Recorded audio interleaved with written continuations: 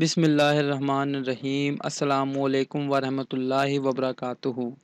فرمان مصطفیٰ صلی اللہ علیہ وآلہ وسلم ہے، جس شخص نے ہر جمعہ کو اپنے والدین میں سے دونوں یا کسی ایک کی قبر کی زیارت کی تو اس کی بخشش کر دی جاتی ہے اور اس کا نام نیکوکاروں میں لکھ دیا جاتا ہے۔